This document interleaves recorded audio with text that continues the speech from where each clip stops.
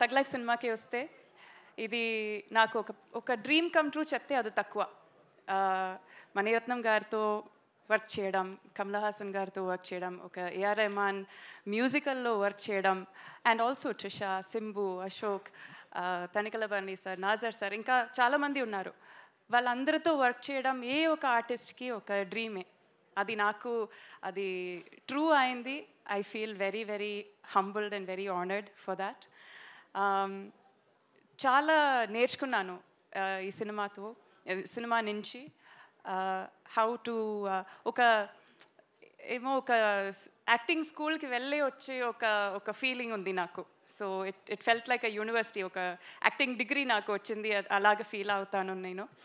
But trailer ఎలా నచ్చిందా మీకు? ట్రైలర్లా ఉంది. So first day first show మీరందరూ వెళ్తారు కదా ఖచ్చితంగా?